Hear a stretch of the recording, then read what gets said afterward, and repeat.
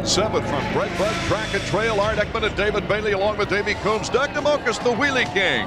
Doug's been all over the world popping wheelies, but he got to start right here in Michigan. In the 125s, we'll start off. The young phenom, Ricky Carmichael, has dominated with a 74-point lead. Robbie Reynard stole a moto from him last week. He was telling everyone that he let me buy in the first moto last week. I guess he'll have to start letting me buy more often, I guess. Robbie Reynard feeling pretty good about that second on the podium, though. Yeah, and good about beating Ricky, and you can see on the look on his face that he's kind of surprised by that statement, but sometimes these guys get misquoted, and he may have meant something else. Our 125 riders at the line getting ready right now. There you see number 1, Steve Lamson, back in action after missing 4 races. This will be a tough ride back. Even if you were healthy and just sat out for a few weeks, you still have some catching up to do. Lamson's been out for a while, plus I think physically he's 100% yet, but he's good enough to do some racing. He's going to ease his way back into it. As we look at the Suzuki track map, Ricky Carmichael takes us through it.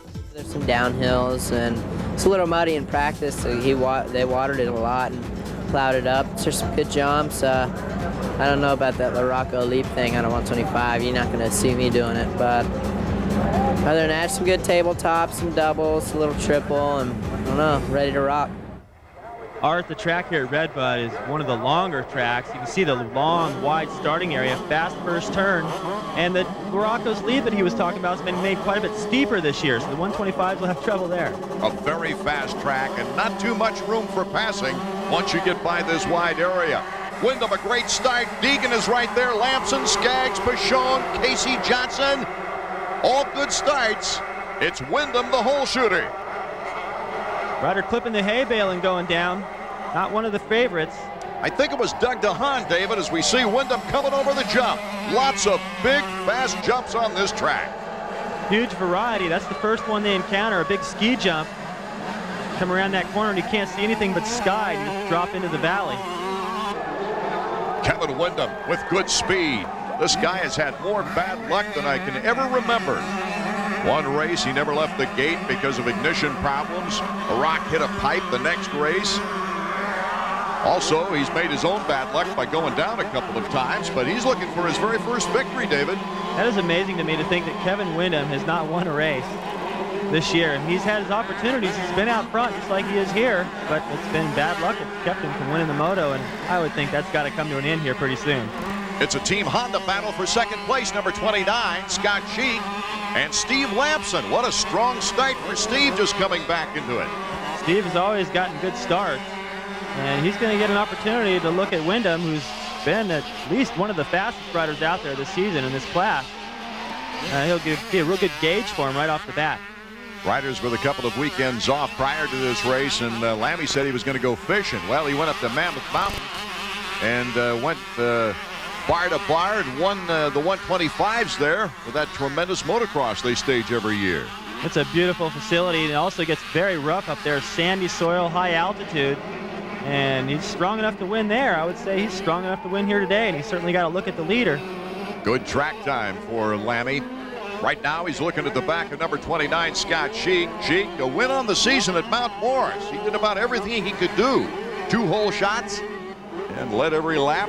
Swept him, 1-1. That's what Lamson was hired to do, but in his absence, Scott stepped up and did the job at Mount Morris. Remember, that's where he won his first moto last year, so he's obviously comfortable there. And he's had a little bad luck since then. He hasn't been able to keep that thing upright.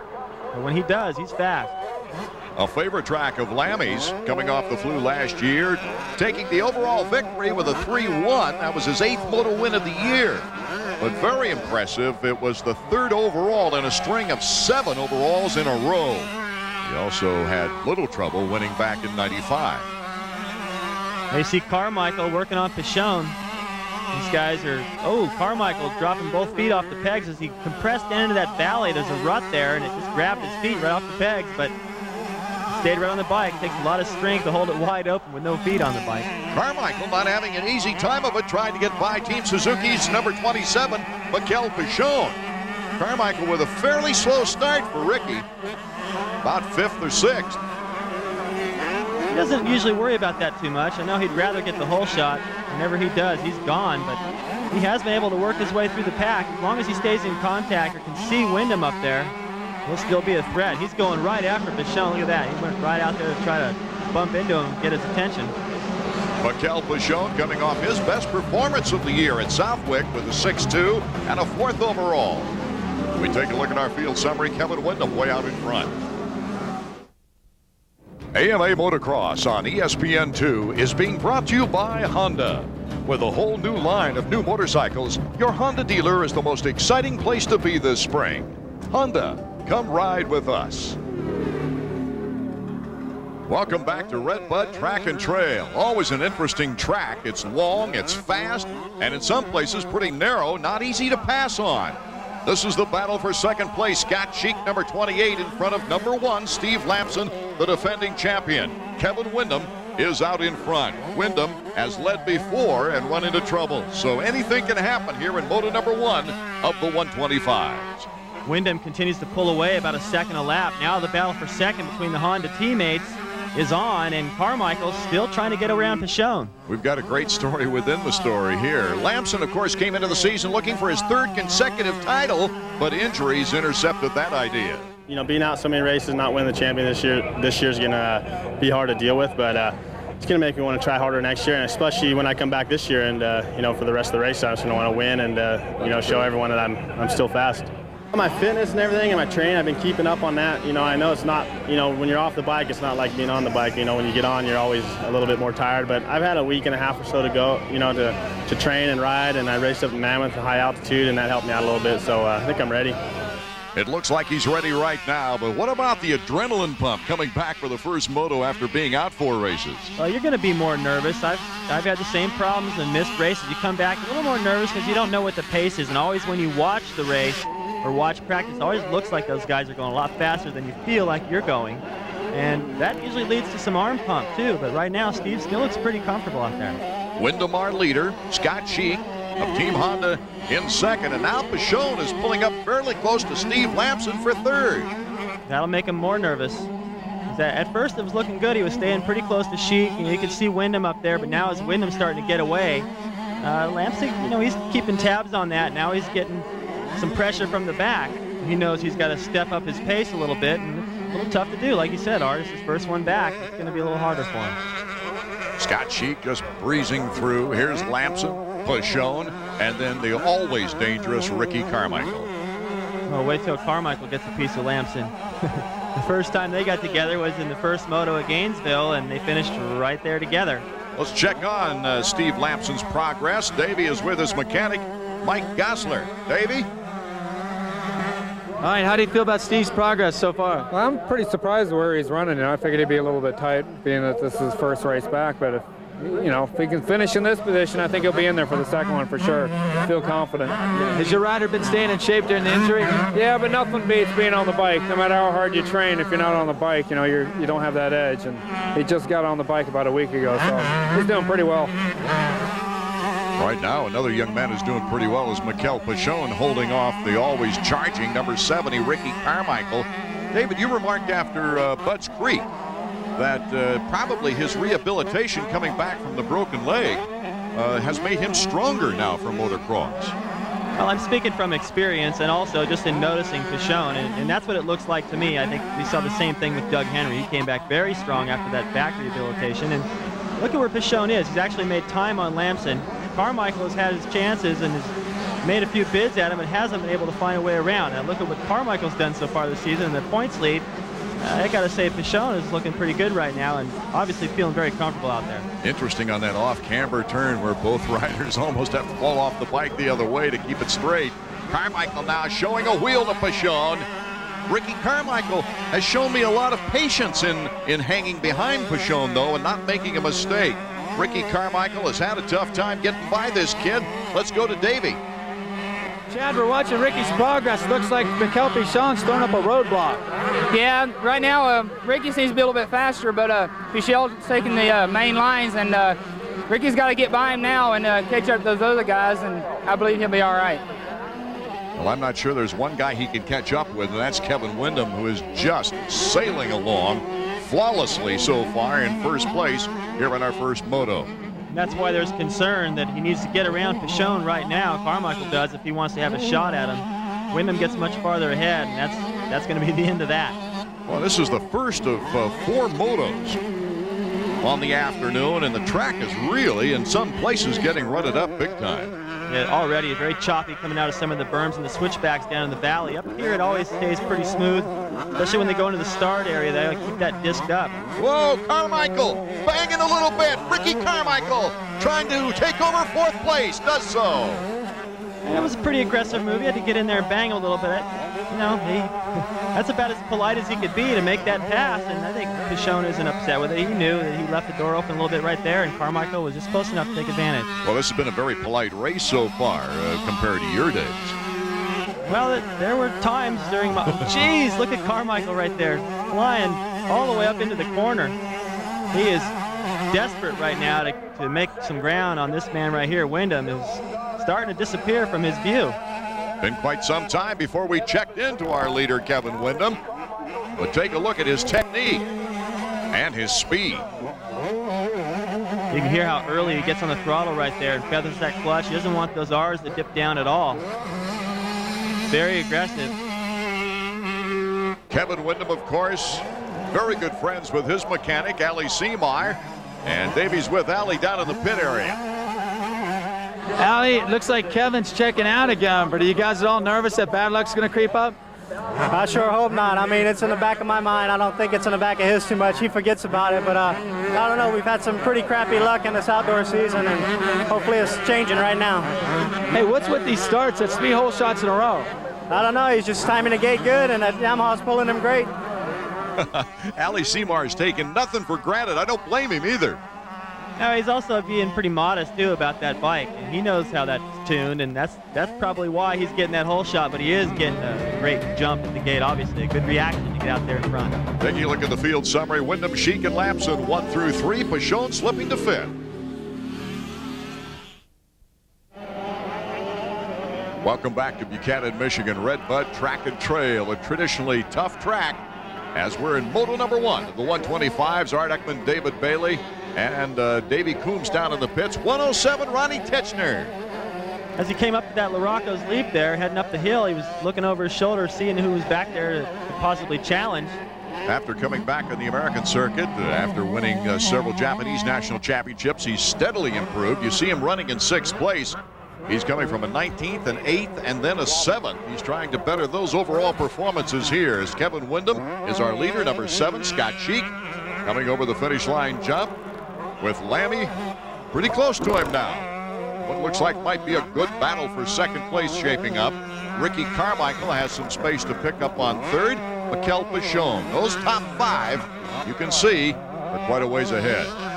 And the gap between all those guys really hasn't changed much, other than Carmichael getting around Pichon. They've stayed pretty much the same. And when you consider how long the lap times are here, boy, it's not much. It's maybe a half a second a lap, which in this racetrack is not much. Ronnie Techner in 6th, and Stéphane Rancada out of France, riding for Honda of Troy in 7th. Number 112, having 1 podium performance this year. Hey, look at the way Lamson and Sheik are riding. Even though they're losing a little bit of time to win them, and they're still got a great pace. It's like downhill skiing. You look at the results there, and the difference between like 1st and 5th or 6th is only like a couple hundredths of a second sometimes. That's what it looks like today. Everyone's very even out there. Boy, Rancada looking so smooth. You wonder why he's so far back. The guys are just going faster out front. Yeah, it's a fast track, very fast pace, and although the track's pretty rough, these guys are able to sneak around and find the smooth lines right now. Everyone's got about the same lap times going, and it's hard to make up time like that. But later in the race, you'll see some things start to change. I notice Rancada does not have any hand guards, but our leader, Kevin Wyndham, has got those big white plastic hand guards. Well, with the hole shot, you don't need them, but if you get back in the middle of the pack, you get showered with some of those rocks, and just a precaution. I didn't used to like riding with them unless it was really necessary. Binghamton was a rocky track where I would choose, but the rest of the time it would mess with my concentration. It just felt like if the bike was heavier with those out there. Here's our field summary going through the top 10. Robbie Reynard now moving into 10th. It's one of the really fast sections on the racetrack where McGrath went down last year. A lot of ruts heading up into this right-hand big bowl turn. These guys are taking it tight today as it drops down the hill. It's a real technical part of the racetrack. Get into some tree roots sometimes where that berm digs down deep. That's the famous corner where LaRocco took out his teammate Kudrowski, and then Kudrowski launched his bike at him after the race. That's right. And then this turn here, another tough one. You can see Casey Johnson going through there. Yeah, trying to stay straight in that rut as they go back out to the front, head towards LaRocco's lead. Lammy is starting to make a little phone call saying, "I'm coming, teammate." Yeah, and Sheik doesn't want to pick it up. He's just going to let the reporter get this one. He doesn't want to. He wants to prove to Steve, no, you know, while you've been gone, I've picked up the pace a little bit there, pal. So just follow me around, check it out. Scott Sheik, a pretty gutsy rider. He's had some hefty crashes this year, but has come back fighting all the way. Scott started off with a 6th, a 2nd, a 3rd overall, and then his first win of the season before a 19th and 11th. Let's go to Davey. Bobby, we're watching Steve Lamsey starting to bring some heat on Scott. Does that surprise you? No, Steve's been riding really well since he's been, recuperating, so it doesn't surprise me. I just hope Scott can hold him off, but we're teammates, we're just having fun. I'll have whatever he's having. He makes you feel real good, doesn't he, Bobby Weindorf? Yeah, I want to just hang out with him for a while. He's always in a great mood no matter what. And his riders kind of the same way. They make a great team. Kevin Windham, our leader, number 29 in 2nd place. Scott Sheik with Steve Lamson in 3rd. Ricky Carmichael still is having trouble picking up with these two. He's in 4th. Well, I would think he's going to make some moves before the end of the race. He's been so aggressive. He'll pull out all the stops towards the end if he's got to make up a couple of positions to have a chance at the overall. And of course, there's one consideration that we haven't brought up yet, David, and that's the fact that this is the first time he's seeing this track. There's going to be a few of those this year where he's never seen it. He's going to have a disadvantage, take a little while to learn it.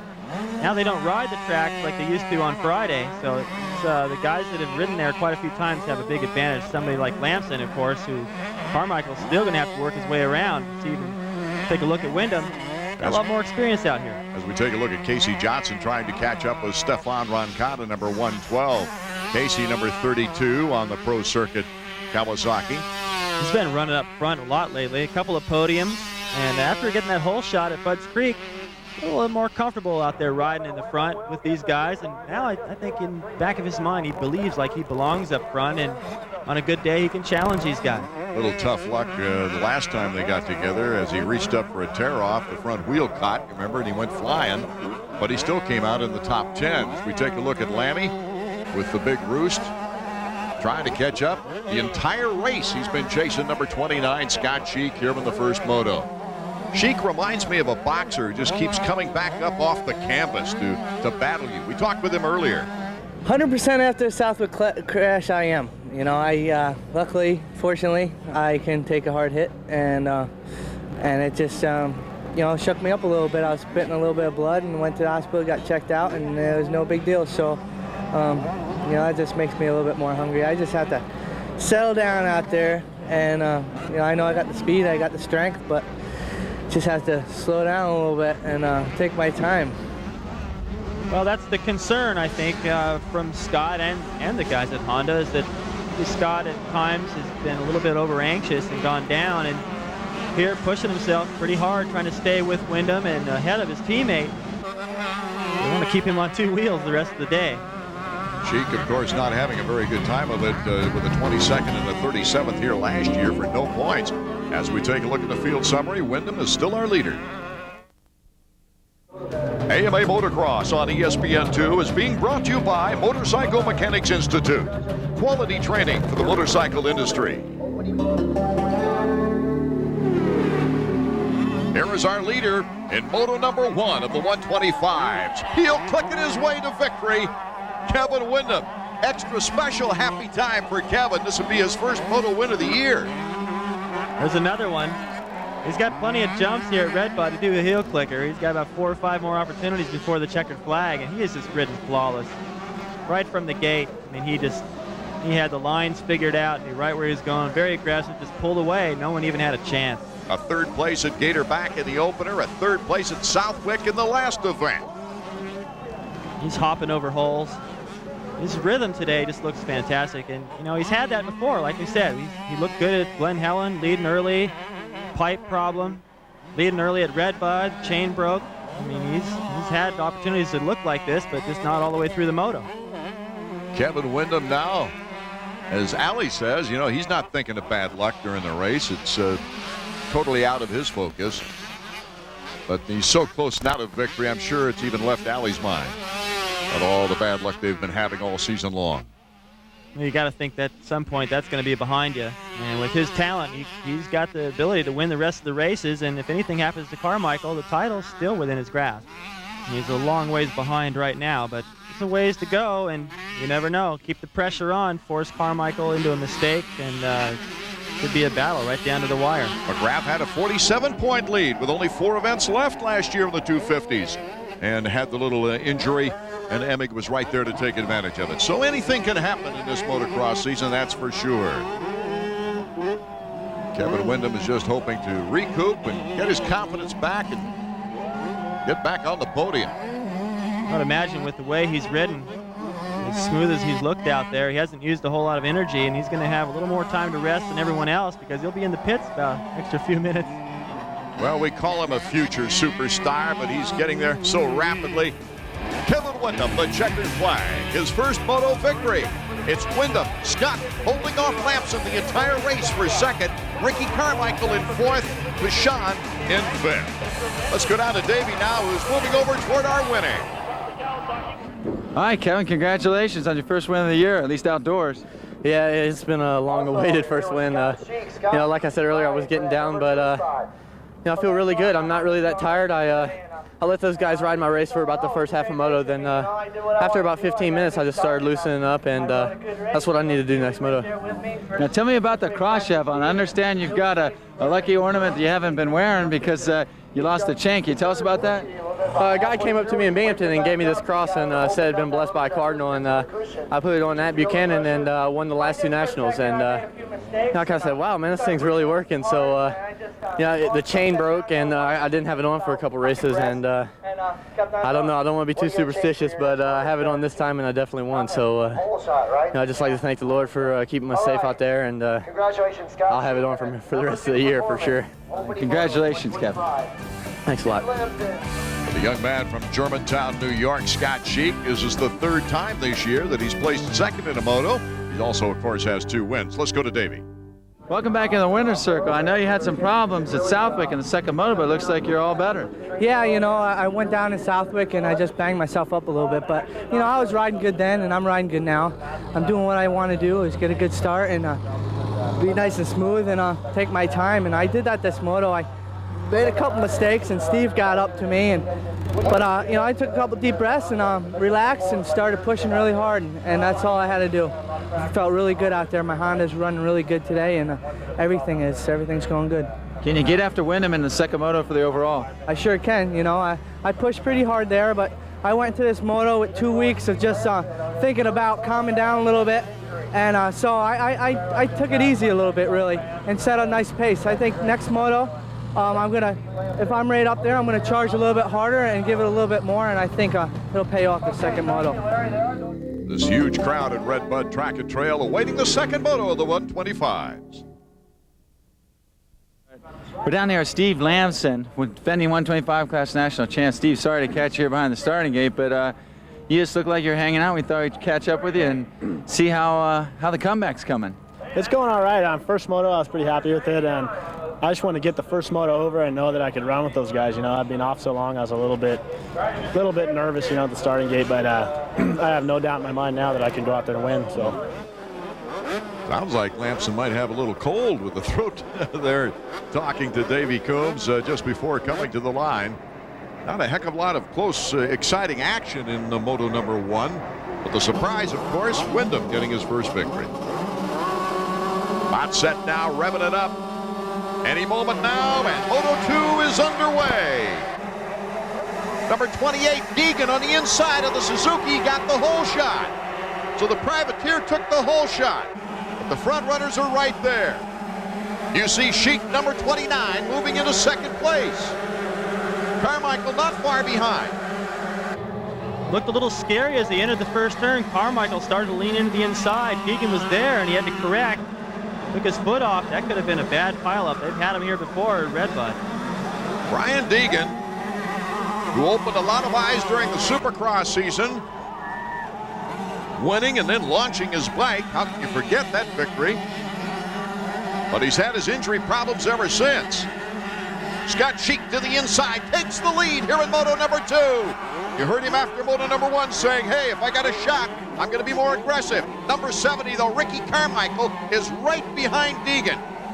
Well, Sheik looking like Carmichael at the last round in Southwick. So aggressive, going for the lead right away. Both wheels washing out. He almost went down there, but paid off. Now he's got the lead. He pulled the tear off. Got good vision, and more distance he could put between himself and Carmichael, the better, because Ricky is not going to have 2 bad motos. Oh, Ricky darn near went down coming off that little jump. Good strength to control it. Yeah, a little dance right there. But, that's kind of normal for him. So some guys, I never liked getting out of control. I get out of control and my heart rate would go up, and I'd back it off for a few corners and get it back together. Carmichael, a little bit like Hannah that way. Very aggressive, and he rides that style, gets a little out of shape. It doesn't bother him. Carmichael in a battle for second place. Comes up wheel to wheel. Deegan has the inside. And then cutting inside to take second place now, Ricky Carmichael. What a great move. Deegan was trying to protect one side. Ricky just changed his mind and went the other. That was smart. Now you see Carmichael clearing his vision. They put a little water down the racetrack, usually between motos. They do that here and there, and the farther up front you can be, the less roost you're going to get. There's a little bit more water they've put down leading up to this Larocco's Leap. Ricky laying it over. We can't say enough. You can see on the sidelines there, they're 5 and 6 deep in places that have been 1 and 2 deep in the past. A great crowd on hand here in Buchanan, Michigan. Boy, this is going to be an interesting matchup now, because Sheik acted like, okay, I'm going to give it all I've got. The second moto will be a little bit more aggressive. Carmichael never likes to finish outside the top 3. Didn't have a very good first moto. He wants to come back and put a statement on it, try and stretch that points lead, and he's got to get around Sheik to do it, and Sheik is not going to be easy to pass. I thought he showed some maturity, though. Look, Damon Huffman, number 17, is in the fight as well. But back to my point, I thought Ricky showed a great deal of maturity in that first moto, with patience, not overdoing it, and endangering his points lead. Sure, it would have been easy for him to just go all out and maybe crash and finish way off the pace, but instead, with that big points lead, he can afford to take a few motos like that where it's not clicking, everyone's having a good moto, and just try to stay close, hope something happens. If it doesn't, come back out in the next moto and try and get the job done. Damon Huffman of Team Kawasaki really starting to hound Brian Deegan right now. Of course, Huffy coming off really some tough times with an injury at the beginning of the season, losing 2 races. He does have 1 second place overall on the season. That was at Budds Creek. As we take a look now at the battle for the lead. Scott Cheek, Team Honda, out in front of Ricky Carmichael from Pro Circuit. Carmichael just tipped his hand a little bit there and showed Sheik that inside line that he used on Deegan to get around. And if he's still behind Sheik when they get to that point, I don't think Scott's going to leave the door open there. Be interesting, too, the battle for the overall, as WINDHAM really has some riders to pass before he becomes eligible after winning the first moto. Ricky Carmichael has a good shot if he can take the lead. Ricky Carmichael to the inside. Can he hold on? Yes, Ricky Carmichael is now our leader. Tough to beat when he gets out front, but Scott Cheek, very aggressive now. Well, these are 2 of the stockiest, strongest, most aggressive riders on the track. Watch Ricky, goes right to the outside, goes for the inside rut, but then he drifts all the way to the outside and makes sure he makes that pass stick. As he hit that jump bar to bar with, if I can use your line there, Art, with Scott Cheek, he pulls a tear off right there going, this is no big thing. Oh, Scott Cheek does a face plant, and he's hurt. It looked like he put his shoulder down and then his head into the dirt. Oh, the front end looked like it just got out from underneath him, and the first thing that hit the ground was his shoulder. See if we can get another look. And his pit board says relax, flow. It happens right in front of his mechanic. You can see right there, the front end got out from underneath him, and his shoulder was the first thing to hit the ground. It just pulled it back, then his head hit. You can see the reaction from his mechanic. He went down right in front of him. So our new leader, Ricky Carmichael, on the move is Damon Huffman. Kawasaki 1-2, and look at Ron Titchener. Welcome back in the midst of the second moto of 125's. Scott Cheek walking off under his own power. broken-hearted with a sore shoulder. Davey. Okay, tell us what happened. We just saw you come in the corner and you went down really hard. Is your wrist all right? Yeah, I'm all right. I just think I hurt my shoulder a little bit on the back side. I felt I was going to get right back up, but then I got sharp pain, so I think I better go get it checked out. You know, I wasn't pushing hard or anything like that. I just really loamy. They dissed the track and everything like that, so my wheel, I tried to carve to the inside a little bit more, and my wheel just tucked, you know. More hard times for Scott Cheek. That's the third race in a row. As we take a look at a real good battle between Steve Lamson, goes to the inside on Brian Deegan. Deegan, who got a great start in the whole shot, now finds himself going backwards as Ron Titchener is on his tail, and Wyndham is right behind Titchener. That's a great cluster battle there. I can't believe that Wyndham was able, Lamson was able to make that pass heading down into the corner. It didn't seem like there was very much room, and still was able to get around. He needed to do that quick, get around, and still have a shot at Carmichael. And Wyndham has moved behind Lamson with Brandis number 33. Pace right now is very quick, considering the track is quite a bit rougher right now. These berms are deeper. Lines have changed quite a bit. These guys are on the move. Somebody's down right there. Oh, Ron Titchener. Tough luck for the young lad trying to come back on the American circuit. He's back up and running, though. Ricky Carmichael, our leader. Now, this is interesting because Kevin Wyndham has to get in front of Steve Lamson if he wants to capture the overall. Ricky Carmichael's in a good position right now. Damon Huffman in second place, Lamson in third, Wyndham in fourth. Little ironic right now that Wyndham, with his new good luck charm and his obviously smooth style, has got Lamson in front of him. Lamson coming off the injury. This is the 7th of 13 events this year. Let's take a look back at how we got to this halfway point in the season. Can't feel too good for a guy with a #1 plate on his bike looking for another title to keep dropping position. What was supposed to be the year of the Lamson-Wyndham showdown has turned into a showcase for emerging young stars. Lammy's absence due to a thumb injury and Wyndham's just plain bad luck have given a new breed of youngsters the opportunity to shine. Robbie Reynard took a moto win at Southwick. And Honda's outdoor ace in a hole, Scott Cheek, earned his first career outdoor national, catapulting him to second place in the points. However, the new kid on the block, 18-year-old Ricky Carmichael, has been blitzing the competition by winning all but 4 motos and 5 of the first 6 events. I feel pretty good. I didn't think I'd have as big of a lead as I do, but I just got to keep doing what I'm doing and stay on 2 wheels. Your new champion, finishing his final lap as the fireworks go off here in Las Vegas. In the 250's, Jeff EMIG carried the momentum over from his first ever 250 Supercross title into the outdoors, charging to a 44-point lead. Another carryover from Supercross was the excitement. 5 different winners so far. Albertine, Bradshaw, Lusk, and Dowd have all joined EMIG to the top of the podium. Behind this group, Doug Henry looked strong until misfortune struck him again, making him a team motivator for the rest of the 1997 season. Jeremy McGrath has been uncharacteristically inconsistent and is still searching for the right combination to regain his championship drive. EMIG looks to keep the fire burning. It's just important for me to get out front, right off the start, because that's what I haven't done lately, is get good starts. And I don't like getting dirty, and I don't like having to pass people. I like just getting out front and doing my thing. With Carmichael and EMIG dominating their divisions, it's interesting to note that Kawasaki has never won a 125 250 national title in the same year.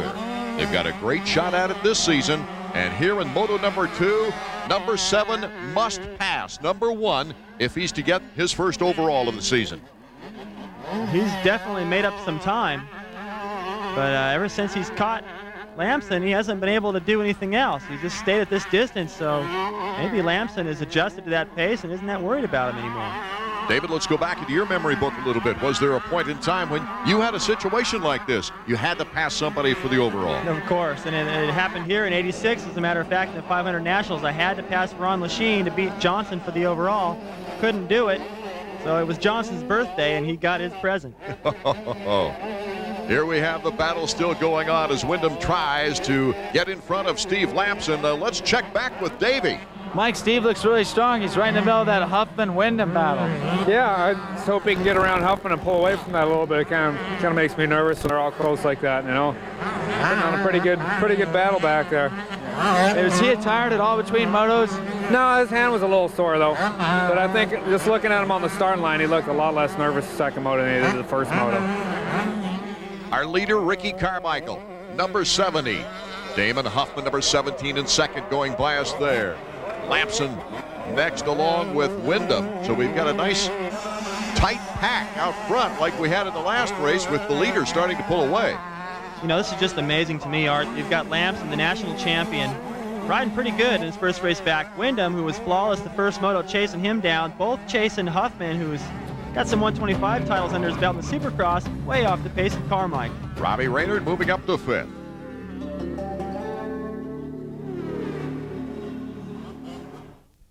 Win a trip to California to ride with Team 1-800-COLLECT. It's easy.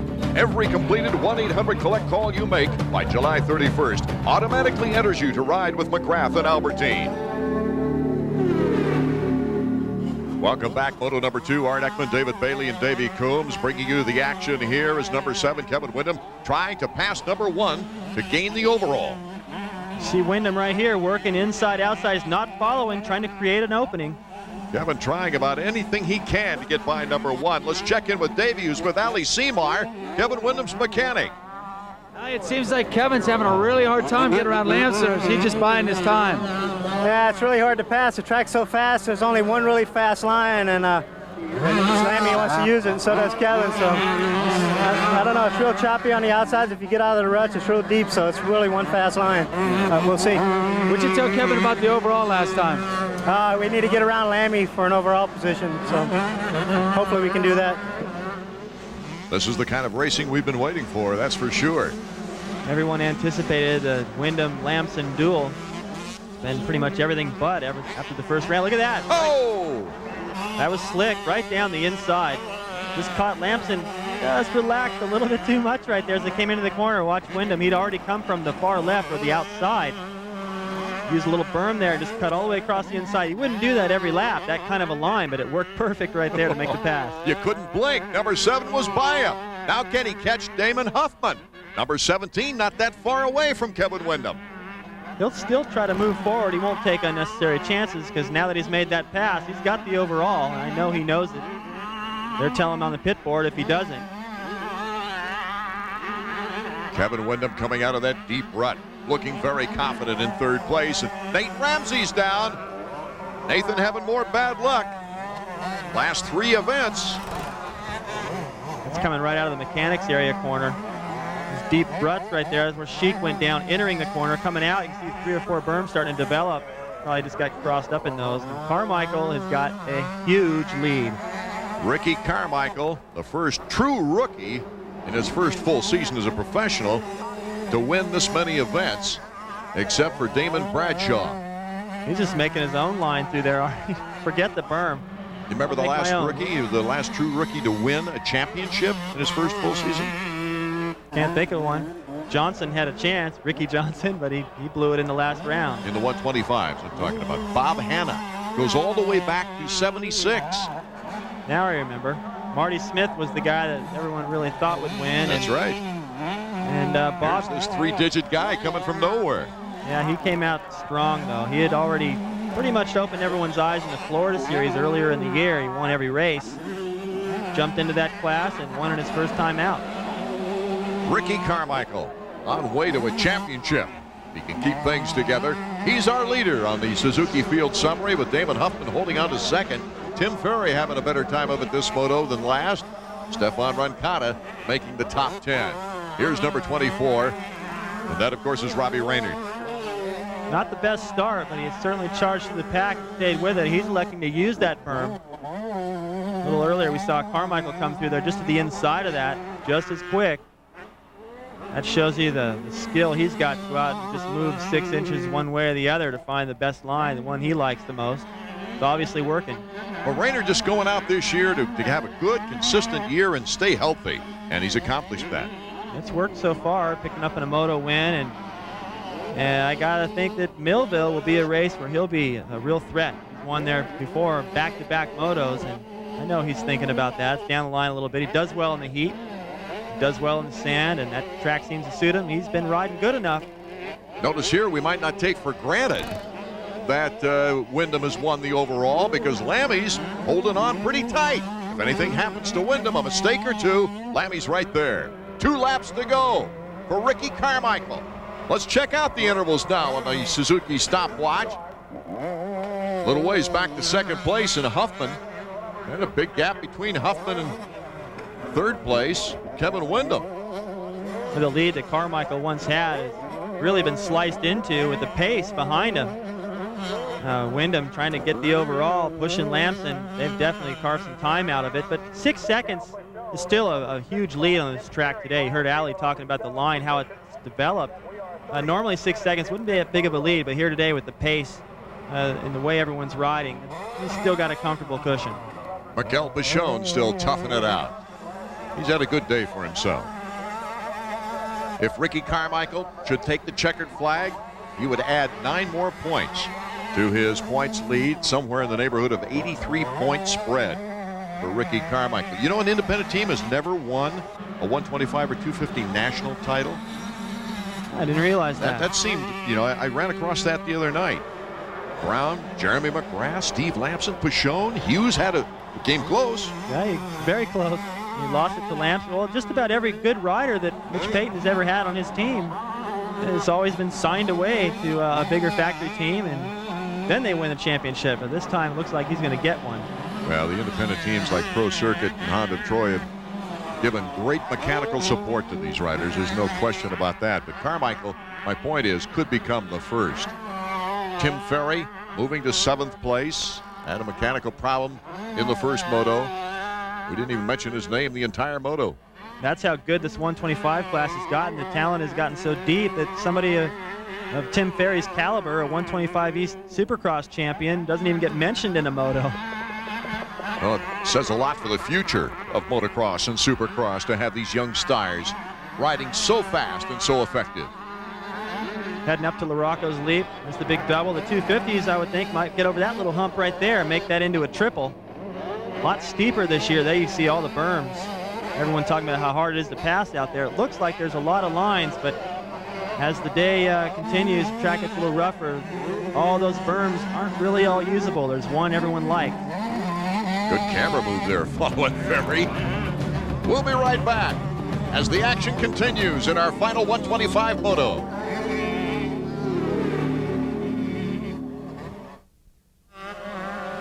Here's our leader, Ricky Carmichael. 1 lap remaining for Ricky before the checkered flag starts to wave. A familiar place for this kid. It's just unbelievable to me to think that. I mean, I heard about him in amateurs, knew he was going to be a threat, but just thought it would take a little while. Even Wyndham, Reynard, there's a lot of guys that have come right out of the amateur ranks that you know are destined to be great, but not this fast. I mean, it's just amazing what he's done to these guys. Now it just seems like old hat to him. He's very relaxed out there, winning all the time. And such a competitive attitude for such a youngster. Yeah, even if he doesn't win a moto and he's second or third, he's just disgusted with himself because he didn't ride good. And even the times when he wins a race, he's still thinking, well, I could have ridden a lot better. And that's the drive that you have to have in motocross to stay on top. And he goes to the right people to answer the questions. Well, he's always seeking knowledge. I think, yeah, he's very open-minded and he wants to learn, and he's got a great big bag full of tricks. And, you know, I think he's one of the few guys out there that wants to win really bad all week. Lays it out. A salute to the fans and a great crowd. I think the people are going to love this kid more and more because he is definitely a showman. The checkers. Ricky Carmichael, his 8th moto win in 14 motos so far this year. Damon Huffman holding on for 2nd place. Kevin Wyndham wins the overall in 3rd with Steve Lamson in 4th and Robbie Reynard in 5th here in moto number 2. Let's go down to Davey Coombs now with our winner. Well, Ricky, I know you can't win them all, but you almost did. Yeah, close. Maybe if I would have been, you know, in 3rd the first moto, I could have won the overall, but I can't win every one, and I don't know, I'm glad I could get a moto win. You know, I gained some more points on the points lead, but I try not to think about that. I'd like to thank Kawasaki, Bridgestone Tires, Oakley Goggles, and my mechanic, Chad Watts, for keeping my bike together. On a final note, what did you think of Red Bud on your first visit? It's pretty good, you know. This is a very fun track. Well, he had to make the pass in Moto2 before the overall was his. Kevin Windham with a 1-3, taking his first overall of the season. Stefan Roncada ending up in the top 10. Let's go to Davey. Kevin, congratulations on your first outdoor win this year. It feels really good. I didn't get as good of a start that time. I was late reacting, and I just knew from the get-go I was going to have my work cut out for me, and it was just my fault I didn't react fast enough. And that track's really hard to pass out there, so I just put my head down, and I had it figured out whenever I was in fourth. Fourth wasn't going to be good enough, so I really put my head down and tried really hard.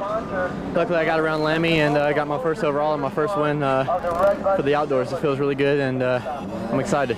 Do you think you're back on track outdoors now? Yeah, today was perfect. Carmichael wasn't really leaving us much, and if any at all, and I felt really good out there, and I feel like that's what I need. I'm gonna have time to go back home this week and be positive about everything instead of being sad. As we get ready for the 250's now from Redbud Track and Trail in Buchanan, Michigan, Skip Norfolk is back, ladies and gentlemen. He is now the mechanic of Jeremy McGrath with the Suzuki team. It's not that Wyatt Seals is not a good mechanic. It looks like to me the move was made to psychologically inspire a former champion. There's Ryan Hughes, who Wyatt formerly was a mechanic of. And Wyatt will still be part of the program, helping Skip. Skip hasn't been away that long, but it's been a big adjustment. Well, I couldn't find Tech yesterday. I had to ask Barry Carson where Tech was. I don't know. I forgot real quickly just how much work it is. It's amazing. That's probably the one thing that stands out the most, is just how many hours it takes to go racing. But I'm enjoying coming back. I hope we can make things a little bit better. Try to get a little momentum back that I think's maybe gone a little bit. And that's the reason we're here, is just to try to get momentum going and work on the mental side of racing. And Wyatt's a huge part of what's going on here, and still will remain to be a huge part of what's going to happen. And between the two of us, we're going to try to get Jeremy on the podium. We might emphasize, too, this is only a temporary move to help things out with Team Suzuki and Knack Racing. Still has his job at no fear, David. That's true, but he is making huge sacrifices because he believes Jeremy has the talent and ability to win the championship this year. And after all, in 6 years together, they won 7 titles. Here's a guy that's hoping to continue his points lead, Jeff Emig, as he gets on the gate right now. Emig riding superbly this year. Comes into the race with a 44-point lead on John Dowd, who's coming off his first win of the year. Jeremy McGrath moving into 3rd, and Larry Ward in 4th in the point structure. It's get nervous time. Look at John Dowd reaching out in front, jumping up and down. Dowdy's coming off the overall victory, of course, at his home track. What a great thrill that was in front of friends and family. Gate could drop at any moment. Right now, they're off for moto number 1 of the 250's. And guess who's out front? Jeff Emig. Emig breaking a mini slump in hole shots. He hasn't had one since the first moto way back at Hangtown. That's unbelievable, too. Emig is probably the best starter I've ever seen. And to not have a hole shot in that long is amazing, but he's got it here. Last couple of races, he's had to come from behind, great charges from behind to save those points, build that points lead, stay ahead of McGrath. But here it's going to be a lot easier for him. Emig, Lusk to the inside, challenges him there from 2nd place. Oh, bar to bar, Lusk and Emig with Dowd in 3rd. Dowd number 14 almost lost it on that 20. Lusk went pretty far wide to try to take some different line than Emig. Make a pass. Dowd almost got underneath him there. So the 2 Yamaha guys are putting the pressure on the national champ. Hughes, number 9, in back of Dowd. And there's McGrath, number 2, in good position with Larry Ward behind him. As Emig came over that double jump right there, sorry, Art, he came in and just laid that bike over. Nice little cross up, set himself up good for the corner. That's just, to me, a symbol of confidence to be able to throw the bike around like that. It almost looked like he was doing a little showing off for the fans, but actually very effective for that particular section. The 2 Yamahas dividing the Kawasaki's of Emig and Ryan Hughes. Oh, look at that. That shows you how tough it is to find it. Look at that, dancing around. What happens, you got all those braking bumps, and then you've got several ruts full of those braking bumps leading into that corner, and to try to pick one, you get dancing around like that. Look at Dowd all the way over that triple there. 125's only got enough power to do the double. 250's a lot more airtime. When you're a spectator standing there next to the fence, those guys are way up in the air. Oh, you can really tell the difference in power on this track. Look out! Look out, Ryan Hughes! Oh my goodness, one for the highlight reel. He knew he was in trouble right away. He got out of shape right at the face of that jump, and he just kind of stood next to the bike in the air. I think he did the right thing, but man, he looks like he's in pain. A spectacular get off for Ryan Hughes. And here's a guy with so much potential, and yet it's crashes like this that just set him back a notch. Well, he was right there in contention to win this moto. Watch what happens right here. The lower part of the screen, see the front end? Yes. It washes out just before he hits the face, then it comes back the other way and just sends him into a spin. And that's a big jump. That camera angle was from pretty far away. And look at his handlebars. Oh, look at that. It clamps. He can't even. Clamps, yeah. The triple clamps, the forks, the handlebars, everything's twisted. Even if he felt like it, he couldn't finish this moto on that bike. Our field summary, Jeff Emig out in front with Ezra Lesk in second place. John Dowd stays in third with Jeremy McGrath moving up a notch. Mike Kudrowski back in action in seventh. He won here at 94. AMA Motocross on ESPN2 is being brought to you by Dunlop. Simply the best for your bike. Welcome back. Moto number 1 of the 250s. Art Ekman, David Bailey, and Davey Coombs with you as we take a look at number 2, Jeremy McGrath. He's in good position in 4th place. If he doesn't let Jeff Emig take away with it too much out there in the lead. He looks very aggressive to me right now. You can see a stripe back there of a skid mark he just left coming out of that corner. Does look like a new attitude in Jeremy McGrath after Skip Norfolk has joined the team. A little more sparkle in his eyes. One of his best friends back with the team. Yeah, he does look like he's trying, and it's a combination that it was hard for him to live without. I mean, to take away all the components that he had when he was winning. Earlier, Davey caught up with Jeremy before the race. Yeah, I'm pretty confident. Wyatt did a great job. You know, he's always been a big help, but it's just, you know, growing up with Skip and my whole career's been with Skip, it's been hard. It's been a big change, and maybe I was a little bit lackadaisical, you know, and with Skip back in there, it's kind of pushing me and motivating me, and I think it's going to help. Yeah, what about the Redbud track? I know you won here in '95, and by all rights, you should have won here last year, if not for a late fall. How do you feel about today? Today I feel really good. The track's good. It's a little wet out there in practice, you know. Gene waters it quite a bit in practice and it gets kind of rutted, but as far as the race goes, it should be good and dry, and I'm looking for a good race.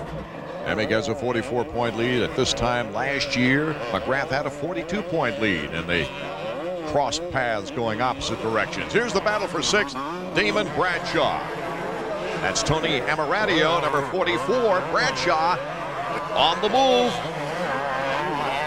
Just behind these guys, Kudrowski creeping into the picture. He's had success here on this racetrack, as you already pointed out. Coming back for the first time since breaking an elbow and dislocating a thumb 4 races ago. Look how fast that section is. They used to make a left right down there and start into a switchback section. Now they go clear out into this sweeper, and that section across the bottom is just wide open in 4th gear. Bradshaw, after winning the overall at Mount Morris, came back with all kinds of hard luck at Southwick. A 15th overall. Not too far out of it so far in this moto. Obviously very aggressive at the moment. You hear him feathering that clutch, working his way through. That's actually a bank turn. A teammate battle for 2nd place right here. John Dow, number 14. Right on the back tire of Ezra Lusk, number 11. And you can see the trees and the flags really starting to blow around. The weather's threatening right now, and that messes with you a little bit when you're a rider. You can feel the wind pick up, sometimes the temperature change, and you start thinking, boy, are we going to see some rain? Is that really going to change things? And it messes with your train of thought. We focused on the battle of teammates, but right there is Jeremy McGrath. A 3-way battle for 2nd place as Jeff Emig is out of our camera range right now. McGrath's still in contention, but he's got to, if he wants to run with Emig, which is what he's got to do to win this title, he's got to get up there and steal points from Jeff. And that's how to do it right there. Tremendous on LaRocco's lead. Here comes Dowdy. John Dowd into second place. Looked like Lusk just got hung up in that berm. Lusk, another mistake on the outside. Jeremy McGrath makes the pass on Ezra. So it's McGrath into third, Dowdy into second. All that pressure finally forced Lusk to make a little bobble there. I can't really figure out what Lusk did. He just bobbled coming into that corner there. He got a little off balance in that rut, then he went a little too wide, and they both got by him. So one mistake, and you can drop 2 positions like that. Great racing. Alaska's looked pretty strong this season, too. He captured the overall win at Budds Creek. One of his first moto wins as well. Oh, a little touch there on Jeremy McGrath and John Dowd. McGrath just about had him on the inside coming into that corner. I was just about to bring up Skip. You know he's happy to see Jeremy working his way up like that. Oh, look at those clouds, too, in back of Skip. Dowd trying to hold off the rampaging Jeremy McGrath in a battle for second. Fans are going nuts here. One of the biggest crowds I can remember seeing at Redbud ever. There's nowhere to park out in the big field. Our field summary, EMIG, Dowd, and McGrath. Lusk and Ward are top 5. We'll be back with more 250 Moto 1 action in a moment.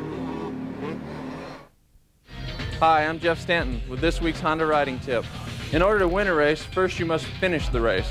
It's surprising to know how many riders go to that starting line unprepared. Before each moto, prepare yourself mentally. Find a quiet spot and imagine the entire race in your mind. Picture yourself getting the start, riding the fast line, making every jump, and attacking the whoop section and passing all the other riders. Always picture yourself finishing the race and getting the checkered flag, because that's why you race. So when the bike and the body is ready, make sure your mind is ready too. For Team Honda, I'm Jeff Stanton. Boy, there was a great champion, Jeff Stanton. As we take a look now at Jeremy McGrath just harassing John Dowd for second place. Jeff EMIG, our leader, if you've just joined us here in Moto number 1. There are some sections like that right-hand corner right here and through this tight stuff where you pretty much have to follow. Jeremy tried to take some different lines before, but you lose time, so. Oh, bar to bar, Jeremy and Dowd. Look at that. What a great crowd to see it, too. Can McGrath hold on? They touch once again. Dowd comes back. Oh, what racing. I thought Jeremy had that pass for sure when they made the right-hander. Then they came into the left. They go, okay, well, it was smart for Jeremy to position himself to the outside, carry that momentum down to that corner because he had the inside, and Dowd somehow still held him off. And if that happens very much more, Jeremy may break his spirit. Be like, golly, I can't get around this guy. Well, Dowd won his first national moto in the rain. Lots of different things happened in the rain. He came back to win the overall at his own home track, but this is different. We're seeing momentum in the works right now for John Dowd. Right, and in no way do I want to take anything away from the ability that Dowd has right now, but Jeremy is just thinking, man, this guy is just bugging me, and he's keeping me from getting at Jeff EMIG. That's who Jeremy really wants. Lusk still hanging in behind these two as the skies get darker. A little bit of lightning showing too as well on the horizon. And that shot you could see going the other way over Larocco's lead. EMIG starting to stretch it out a little bit. I know that Skip is putting on that board. Jeremy, you've got to make this pass now. Well, you really can't tell with the angle of the camera how high they're jumping on that Larocco's lead. The battle for second continues. Let's check in with Davey. Skip, we're watching Jeremy's trying everything to get around Dowd. Yeah, he's trying really hard to get around. John doesn't want to let him go by, but they need to think about EMIG, who's just leaving him. So if they don't start racing EMIG, then he's gone. We're going to lose the moto. Hey, how's it feel to be back? I'm liking it. We need to get past Dowd and close on EMIG, and then we'll be happy. Well, that smile is certainly back in Skip Norfolk's face. You know, I think he missed the association with a friend like Jeremy, but he also missed the action. Right, and it's making him crazy too. Like when I first got hurt, I'd be watching the races going, man, why don't they just wheelie over that one bump and square that off right there? And he's watching too. Look at Jeremy, same line again. This time he made it work. Great desire from Jeremy McGrath to finally get by John Dowd once again. Can he hold on, or will Dowdy come back? I don't think Dowd can come back. Jeremy was just all over him, and you've heard everyone so far in the show talk about how hard it is to pass out here. And I'm not saying the track's no good. It's a great track. Everyone loves to ride here, but the pace and the way the track is built up, it is very difficult to pass. Jeremy made that one stick right in front of Skip. Here's the finest showing from McGrath since the first moto at Budds Creek, when he led the first 5 laps before finally taking a 3rd place. The way he's riding right now, it's impossible for me to think that he's not going to gain on EMIG unless EMIG is just riding that much better. I haven't seen him that much. He's just pretty far out front.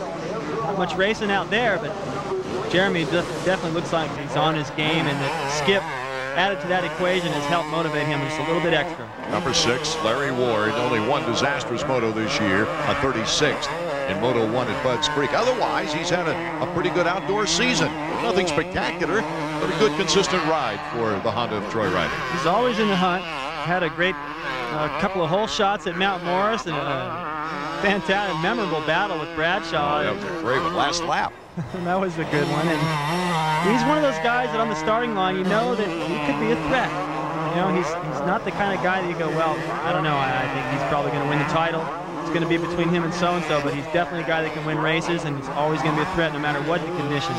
Number 5, Mike LaRocco. Budds Creek was his best day, a 2.6 for a 4th overall, celebrating Father's Day in a big way. This is his home track, however, and he's done well here in the past. A 3rd last year, a 2nd in 94. Number 100, Mike Kudrowski. I still have trouble recognizing a triple digit for this guy. And he was the one that pushed LaRocco back in 94 to that 2nd overall. The great battle they had as Kawasaki teammates over LaRocco's leap. Ironically, come up just a little bit short. That takeoff is starting to get rough and affect their momentum. You're flat out. I think 3rd gear wide open up over that. Anything less, and you'll come up short there. MK's comeback has not been one for the Hollywood script riders. Davey Coombs spoke with him earlier. I broke my elbow, my right elbow at was at Glen Helen in the first moto, and then I broke my left thumb at the same time. So I was off for about 6 weeks. I wasn't riding, and I had a cast on for 11 days, and I was in therapy for the rest of the time. And then I started riding about 2 weeks ago. Yeah. Now you obviously the season hasn't gone the way, you know, 90 up to 94 and 95 and everything like that. What are your plans for next year? Really, I haven't decided. I haven't really talked to anybody here at Honda Troy, so it's kind of like, let's see what I can do from now till the end of the season, and then decide. But you know, as of right now, I'm just concentrating on going out there and, you know, placing in the top 5 in the races right now, and then go for a win at least by the end of the season. What an accomplished champion trying to come back. We're here at Red Bud Track and Trail. Art Ekman, David Bailey, and Davey Coombs. We'll be back with more action after this. Welcome back. Our leader, Jeff EMIG, not only leading the points chase, but also has about a 9-second lead right now, David Bailey. Doing everything right. He said he wanted to get hole shots. He's been missing that. And now he's got it. Just almost got into that lapper there, the guy getting out of the way. Doing a nice job, Jeff. Doesn't look like he's going that fast right here. I mean, look at these guys. It looks like they're in a battle, riding real aggressive, swapping a little bit. But I think I looked a little bit like that during the peak of my career. People used to say, man, it looks like you're going pretty good. In fact, they used to drive me nuts. I'd come in from practice. The coster would say, well, you look pretty good. It looks like you could stand to get a little more aggressive during the race. I'm thinking, I was. But I was so smooth, it didn't look that way. That's what EMIG looks like to me right now. Jeremy McGrath still being hounded by John Dowd for that 2nd place. Dowdy just not willing to give it up. It looks to me, too, like Jeremy everything was flowing. He looked a little better earlier as he made his charge past everyone to get into 2nd. Now I don't know, he doesn't look like he's quite as aggressive as he was earlier, or else Dowd's picked it back up. It's hard to tell. McGrath, a winner here in 94. Trying to hold on for 2nd place here in our opening moto of the 250 action. Sky's getting darker and darker.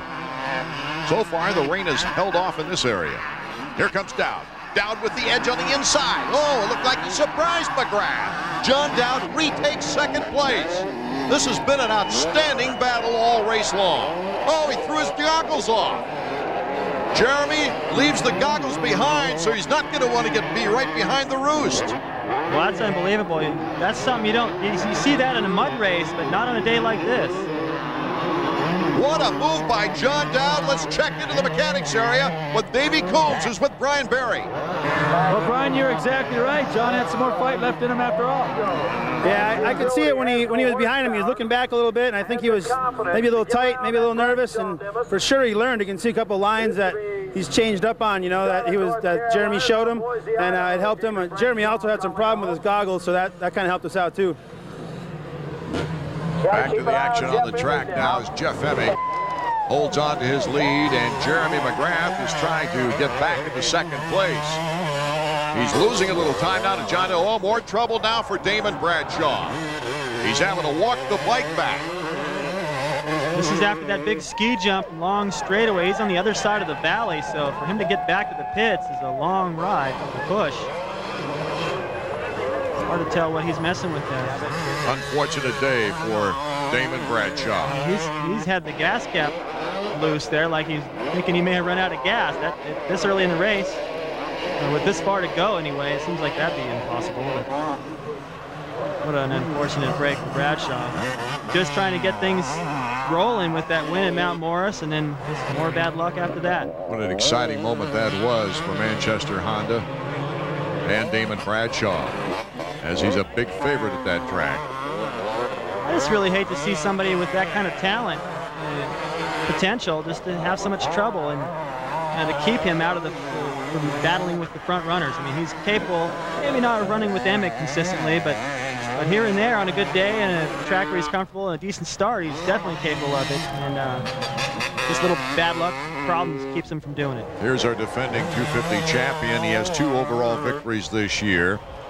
3 seconds to put him up there on top of the points. Everybody knows this is his favorite track, and Davey asked him what was so special about Redbud. Luck, maybe. I don't know. No, I mean, I really like racing here at Redbud. I mean, it's no secret to anybody. I mean, every time I get out here, just like this morning, I rode the first lap of practice, and I was just kind of, I could just kind of feel the energy and everything. Not that I'm all weirded out or nothing, but I mean, I felt the energy. I felt the flow. This guy sparkles on camera now. He's so loose with your questions and everything. What a great personality, and it's coming across the camera. And it's not like he just picked up that personality with this big points lead. He's been that way all year long. He's been very relaxed and confident, and that's good to see. There was a time when Jeff was, we had to bleep out most of what he said, but he's certainly matured, and his interviews are very entertaining. That's true, and of course he's overcome a speech impediment, and he's showing us his real self right now, making this moto look like practice. The checkers for Jeff EMIG. It's EMIG's 7th moto win in 13 motos this year. Jeff EMIG winning moto number 1 with John Dowd in 2nd place. McGrath nails down 3rd. Mike LaRocco comes up for a 5th place finish. Lusk, Kodrowski, Button, Amaradio, and Brian Swink rounding out the top 10. Let's go to Davey. We saw the Redbud fans out in full force. The Jeff Rowe fan club's here, and you reward him with a first moto win. Congratulations. Yeah, it was just, I mean, it was just one of those classic Redbud rides for me. I got the whole shot, and I really didn't think about anything else, except for my lap times and what my lead was, whatever I was getting on the board, and I was just out there having a good time, just riding just like I felt like I was in practice or something. We talked to your mechanic, Jeremy Albrecht. He said that's the best start you had in a long, long time. Perfect hole shot. Yeah, it's been a long time since I got a hole shot, and I had got I'd got a lot of hole shots this year, and so I'd kind of had a bit of a dry spell, and I just don't like having to pass guys. I like getting out front and staying clean. Yeah. And speaking of staying clean, I know a lot of times you give your jersey away after the race, especially here at Redbud, but you got to keep this stuff all day, don't you? Yeah, there was a mix-up with the mail or something, and I have one set of gear for all day. So all you amateurs out there, sometimes we don't use 3 or 4 pair gear. We just have one, just like the amateurs. It's just like riding in the old days. We'll let you get back to the truck, Jeff. Congratulations. Thanks. Well, the fan club is happy. There's no question about that. Will there be the 3rd sweep of the year for EMIG? Coming up, moto number 2. Between motos, it's get your bike put back together and rest your bruises if you're Ryan Hughes. All right, Ryan, we missed you on the track. Can you tell us what happened? Just practicing for my next career, my stuntman career. I was passing John Dowd for 3rd place, and I was going up to face the tabletop, and I came inside of him. My front end washed out, and then it hooked up and kind of threw me sideways off the side of the track. So I was going off it, and I was kind of looking at where I was going to land, and it didn't look too great. So I kind of jumped off the bike, but I was okay. But they broke the triple clamps on the bike, and I couldn't ride. So you know, if nothing would have happened, I would have been out there riding. But I'll have to save it for next moto. An unfortunate way to come off a 2nd place, 5th, and 3rd place overall finishes in his last 3 events. Here's Skip and Wyatt, just kind of working on Jeremy's bike, thinking of their strategy for Moto 2. Joel Robert, a 6-time world champion, is here for a special Legends attraction at Red Bud. Why are you here at Red Bud? Oh, it's very special story because about 2 years ago, a guy from Chicago, Terry Good, called me in Belgium, and he said, I have your 250 Grand Prix since 72.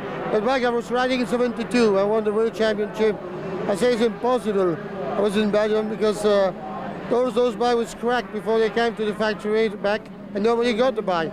And I came in 2 years ago on holiday in the States, and I passed to his home in Chicago, and really there was a bike. It was the 72 250 bike, and it was mine also. And then today he has made a museum, and he invited me to come over, and that's why I come over. Basically, it's the legends of the past and things. A friend of mine here has over $1 million worth of factory bikes that we all used to use before, whether it's Joel Robert's World Championship, 6-time World Championship bike. I've got my bike in there that I won Carlsbad with. There's Brad Lackey's World Championship bike that's in there. Got Bob Hanna's championship bike, Ken Howerton's, Rex Staten's. There's just so many in there, and it's something that the public really doesn't know much about, and we're trying to get it back in because this is what started all the sport. It's you know, that's why we're here today, is because of the past, and it's awesome. I just love it. Every overall victory EMIG's had this year has been a 1-1 sweep. Can he do it again as we get set for our 2nd moto? Let's go down to the gate now where Davey Coombs is. Thanks, we're down here on the starting line. Just an interesting development. Rarely do you see 2 top riders line up on the far inside of the starting gate of a national. If you look right over here over my shoulder, you see Greg Albertine and Ryan Hughes. They both DNF the first moto. They're on the very, very, very bad spots on the far inside on most tracks. But since this is a left-handed start, who knows, they might pull a hole shot for the inside. Let's see how both Albertine and Hughes do here. Hughes with a 39th and Albertine with a 37th place finish, David. Well, I would much rather be on the far inside than the far outside. You can see towards the outside and left of your screen, there's some empty spots. That's not the place to be.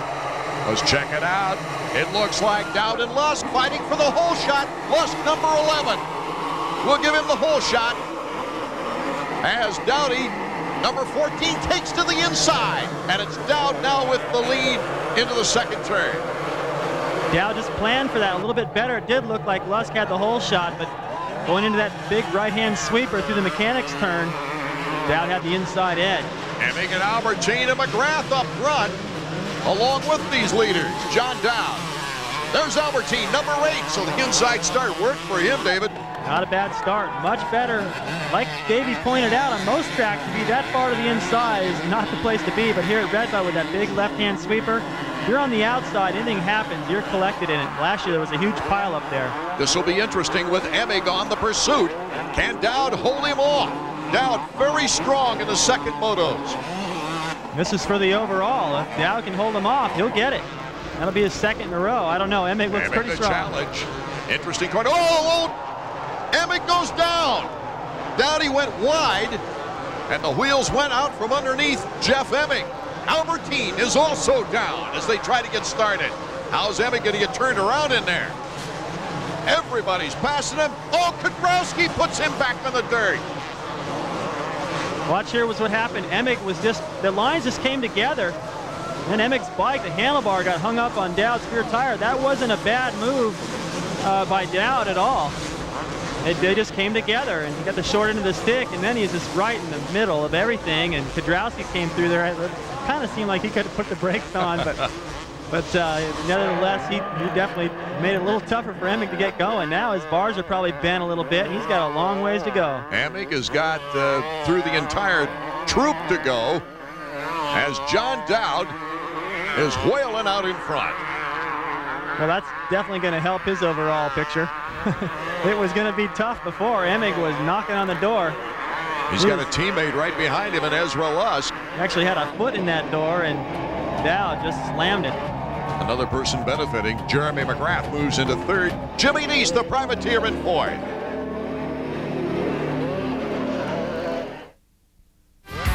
In this week's Suzuki Flashback, we're staying right here at Redbud, the year 1991. At the start of the first moto, it was Bradshaw with the early lead, followed by defending champion number 1 right there and local boy Jeff Stanton and his Honda teammate number 8, Jean-Michel Bale. With Bradshaw out in front and pulling away, the battle was for second between the Honda teammates. It was Bale who eventually would win the 250 title, but here at Redbud, it was Bradshaw with the overall win. A three-way dice for second with Lusk, McGrath, and LaRocco, and right now it is Lusk in second and Jeremy McGrath number 2 in third, trying to regain that position. A little bit lucky for everybody that Emig went down the first lap with this corner right here. In fact, going to help everyone out in the points chase. That huge lead of Emig is going to get cut down a little bit in this moto unless he puts on another one of those great rides. Just like Budds Creek and Southwick coming from so far behind to save those points. He may do it again. What was he saying the other day about riding through more riders in the last few races than he did all one year? Yeah, he has. He's charged through those guys. Really made a statement, too. They know that no matter what, where he is in the race, he's going to be a threat or could be a threat before the end. Another factor, of course, is how bent up is the bike after going down like he did. As we take a look at Ezra Lusk out of Bainbridge, Georgia. Lusk has certainly put on a fine year this season. Brian Berry, John Dowd's mechanic. That stopwatch ticking away as he writes down the instructions for his leader. Lusk behind the leader, then Jeremy McGrath, and then number 5, Team Suzuki's Mike LaRocco. You see Jeremy right there using so much body English to try to keep that bike a little lower to the ground and land on the downside of that plateau there. Get a good drive off the backside. Jimmy Button, Team Chaparral, and Larry Ward kicks his back tire, and Larry goes down. Looked like he was just trying to get in there and stay aggressive, keep the pressure on, just touch the back tire and high-sided. If he'd have been laid over just a little bit more, wouldn't have gone down. Watch this, see the front tire? Just hits him, and Larry wasn't leaned in. Had a little more momentum. Button decided to cut that corner a little tighter than Larry expected, I think. Disappointing after a 4th place finish in the first moto for Ward. Here's Lusk and McGrath. It's pulling up tighter and tighter with LaRocco on McGrath's heels. You know, in the mechanics area right now, Skip is just trying to do anything he can from the mechanics area to get McGrath into the lead right now. If he was able to do that, he'd really be able to capitalize on where Emig is in the points situation. So far, we've had 5 different winners on 4 different brands. A big contrast to last year at this time when we only had 2 different winners on 2 different brands. Incidentally, the national record is 7 different riders in 1 year. That's the same record they've got in Supercross. And before the year's out, there's enough competition to challenge that record, too. Jeremy McGrath hasn't won yet. LaRocco hasn't won yet. There's 2 that could sneak through there with a victory before the season's out. Mike LaRocco in 4th place. After a 5th in the first moto, he's improved 1 position. He's got his teammate and Lusk right there in his sights. He's actually made up a little ground on these guys, too, so his pace is good enough to move around them if he can find a way. But as we've heard all day, the track is a little tough to pass on. Typically towards the end of the final moto, the track's the roughest. There's the most lines. Guys make more mistakes. It's a little easier to pass. Here's LaRocco's leap. We're only a few miles to the Indiana border. Mike LaRocco's home track. Yeah, just 'cause, I mean, it's home. I grew up riding here, and you know, it's a fun track. A lot of cool jumps, and basically just the fans get behind me more, and it makes it more fun. You know, I don't know why they call it LaRocco's leap. David, you were the first to jump it. Well, I did it on a 500, so maybe that doesn't count. And you're not from that area, right? Here's the big battle once again. It's for second place. Jeremy McGrath not letting Ezra Lusk off the hook. showing him a wheel here and there, looking for a place to pass. This is the McGrath I like to watch. Very creative, finding a different line everywhere. Got his wheel in, making the rider in front of him nervous, making them think about him, cover those lines, and when you do that, typically what will happen is the pace will slow down just a little bit because they're riding defensive, try to hold you back. And that could be the advantage of Dowd. He's starting to pull away just a little bit, but at the moment, it looks to me like Lusk and Jeremy are, whoa, Jeremy goes down. Jeremy getting right back up. Restarting the engine to get back into this race. Needs those points. Nice and quick. He's not hurt. Now, I was just about to say, it looked like they had a great pace going. We're pushing hard, and that's the effects of pushing real hard. Sometimes you make a mistake. Skip's got to be going, oh, boy, what an opportunity we had there, and now he's got to work his way around back into that position. It's not going to be easy. Ryan Hughes, after that spectacular crash in the first moto, is in 9th position. I'm surprised he's even back on the track. He's one of those guys that just, he's like Henry, you know, take a licking and keep on ticking. Nickname him Timex.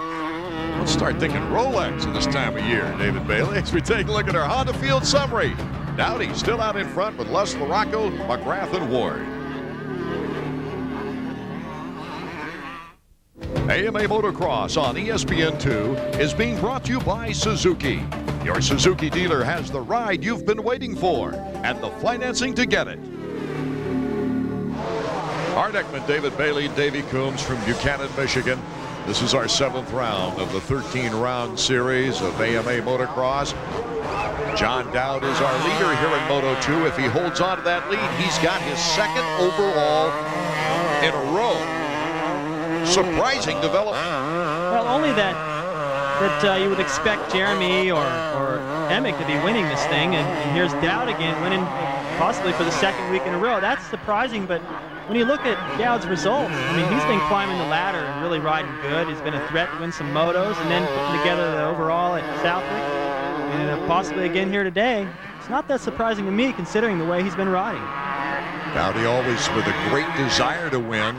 It's obvious that he's not content with being a 2nd-tier type rider. Jimmy Button stalling. And of course, Larry Ward, who crashed behind Button, taking advantage of that stall and battling here with Ryan Hughes. Just about got Hughes' rear tire right there as he got a little out of shape. Ward had been just a foot closer. He'd have gone down again. Larry Ward, and now we've got another stall. Ryan Hughes. Not having a good day. That's a tight corner right there. You come up over that Rocco's Leap with all that speed, and you got to gear down and get into that tight rut. It's really deep. From our angle, you can't tell how deep it is, and it's possible that the ground knocked his shift lever into neutral. So Larry Ward gets a big break after he went down. The Honda of Troy rider, 1 podium on the year, a 4th place finish at Mount Morris where he got the 2 hole shots. The battle for 7th is on. Look at this incredible charge by Jeff EMIG. Yeah, difference of lines too. Coming out of that corner. EMIG carrying a lot of speed out wide. Hughes is the next target for Jeff EMIG, who started this run from near last when he went down hard and then got bumped when he was trying to get back into the race. I don't think at this point in the series and with the first moto that Ryan had, he'll make it that tough for EMIG to get around. Not that EMIG needs a lot of help to build a bigger points lead than he's already got, but that's just kind of the way I'm thinking. Probably EMIG, he could be thinking that too. In the back of his mind as he challenges his teammate, probably thinking, Ryan, come on, let me through. It's not going to make any difference in your overall today with the finish you had the first moto, but I need to get up there and make sure I win this time. Ryan looking back to see who was there. And of course, Jeff EMIG really is probably more concerned and has the easy way around Ryan Hughes, just as you called it. Jeff EMIG moves into 7th place, looking now for 6th place. Not that far off. Just an incredible ride. He is really charging, just wide open all the way through there. Didn't even have to let off for that jump. Look at that, lines really coming together good. If he'd have had it stayed upright, boy, he'd have given John Dowd fit. You know, this reminds me, the rain avoided us. We lucked out here today. This could have been a real tough race. In the mud, look at all these deep ruts, all these off cambers, all these hills. Imagine how deep those would be in a big rainstorm. Here's Ezra Lusk and Mike LaRocco still going at it for second place.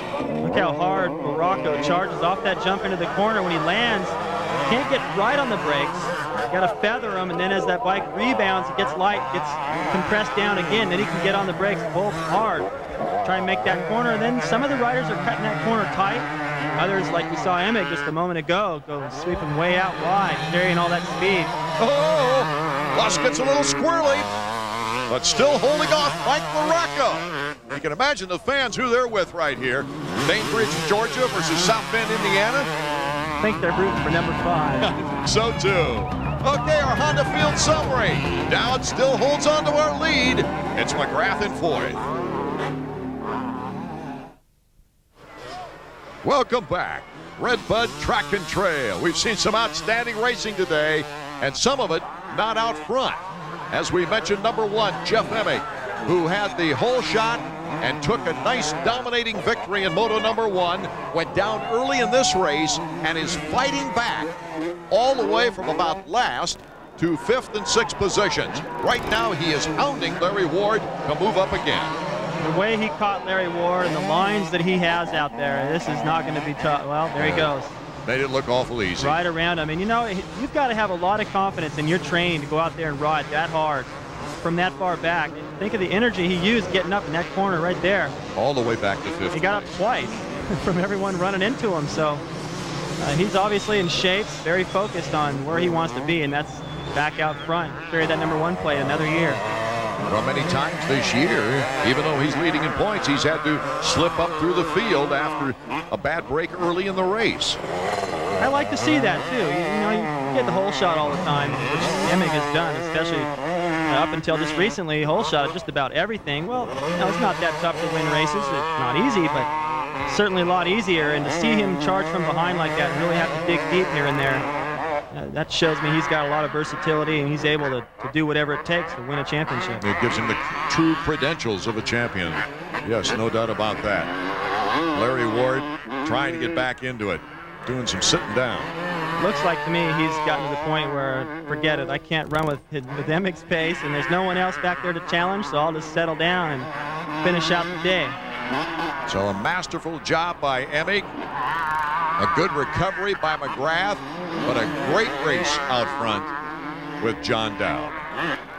Boy, look at the airtime there. That is just, if you could somehow figure out how high they're jumping and how much distance they're covering at the same time, that's pretty amazing.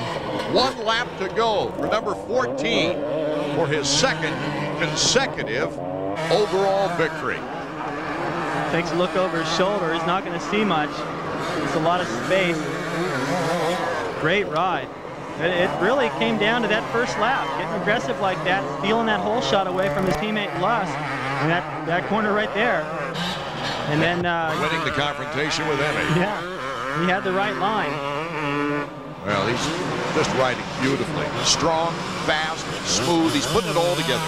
You know, 2 wins in a row on completely different types of racetracks really puts John down for possibly winning a few more races, if not the rest of the races of the season. EMIG will sure be a tough one, and I know McGrath has got to win in it before the end of the year, but Dowd he's here. He's not a guy that falls into a victory when everyone has problems. He has earned these.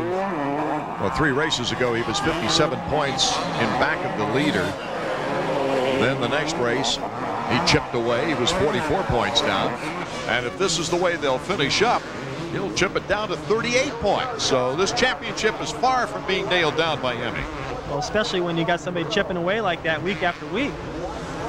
Here comes Dowd. Whoa, the flag man telling the lappers to either move out of the way or that the contender is coming through, almost put it in Dowd's mouth. I think he wants the other flag in his mouth, the checkers, and he's on the way of doing that right now. Won't be long. He's got a good enough, well, not a good enough lead. Look at Lusk. He is making a last-ditch effort. Flew through that corner and paid the price. Got a little high-sided there, but still a lot of momentum. He's thinking moto win here. He is riding on the edge to catch up with his teammate. A 1-2 Yamaha finish.